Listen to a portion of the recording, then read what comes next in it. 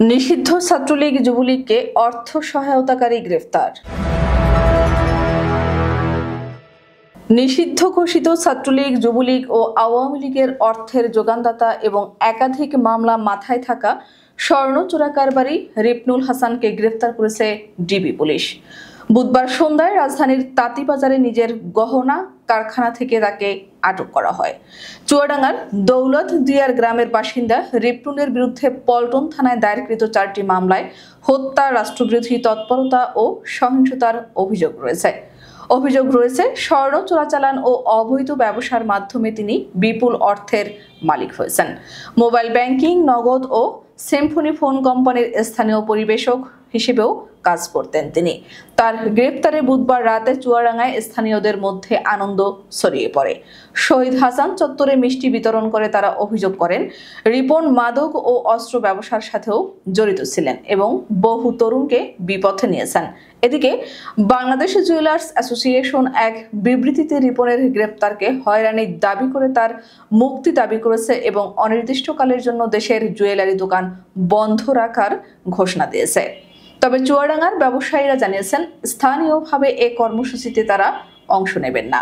প্রসঙ্গত, রাজধানী সহ সারা দেশের রাজনৈতিক নেতাদের হত্যার মাধ্যমে পরিস্থিতি অস্থিতিশীল করার পরিকল্পনা ছিল সুব্রত বাইন ও তার বাহিনীর। তাদের টার্গেট ছিল বিএনপি, জামায়াত ও এনসিপির শীর্ষ পর্যায়ের নেতারা। উদ্দেশ্য ছিল অস্থিতিশীলতার মাধ্যমে দেশের রাজনৈতিক সংকট সৃষ্টি করা। এই ষড়যন্ত্রের পেছনে রয়েছেন নিষিদ্ধ আওয়ামী লীগের শীর্ষ পর্যায়ের কয়েকজন নেতা।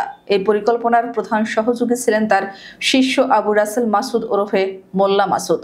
পরিকল্পনা বাস্তবায়ন করতে এরই মধ্যে হুন্ডির মাধ্যমে প্রতিবেশী একটি দেশ থেকে মোটা অঙ্কের অর্থ পাঠানো হয় তাদের বাহিনীর কাছে। ওই অর্থ দিয়ে বিভিন্ন এলাকায় শুটার ও কিলারদের সংগঠিত করছিল সুব্রত বাইন বাহিনী। মঙ্গলবার রাতে হাতিরঝিল থানায় হস্তান্তরের পর গোয়েন্দা হেফাজতে তাদের জিজ্ঞাসাবাদে বেরিয়ে আসে এমন চাঞ্চল্যকর তথ্য। তদন্ত সংশ্লিষ্ট সূত্রে এসব তথ্য জানা গেছে। এদিকে সুব্রত বাইন ও মোল্লা মাসুদের কাছ থেকে প্রাথমিকভাবে কি তথ্য পাওয়া গেল জানতে চাইলে গোয়েন্দা পুলিশের রমনা জোনে অতিরিক্ত উপ পুলিশ কমিশনার মোহাম্মদ ইলিয়াস কবির বলেন, জিজ্ঞাসাবাদে তাদের কাছ থেকে রোমহর্ষক তথ্য পাওয়া গেছে। অস্ত্র, গুলি ও টাকার উৎস জানার চেষ্টা চলছে। এলাকা ভিত্তিক তাদের সদস্যদের সম্পর্কে একটা ধারণা পাওয়া গেছে।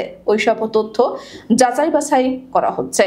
নাম প্রকাশ না করার শর্তে একাধিক গোয়েন্দা কর্মকর্তা জানান, গোয়েন্দা কার্যালয়ে তাদের নেওয়ার পর 4 জনকে আলাদা করে ফেলা হয়। প্রথমে শুটার আরাফাত ও শরীফকে জিজ্ঞাসাবাদ শুরু করা হয়। এক পর্যায়ে তাদের কাছ থেকে অস্ত্র ও গুলির বিষয়ে তথ্য বেরিয়ে আসে। ওই অস্ত্রগুলো মগবাজার, শাহবাগ, গুলশান ও বাড্ডা এলাকার সন্ত্রাসীদের হাতে পৌঁছে দেওয়ার পরিকল্পনা ছিল।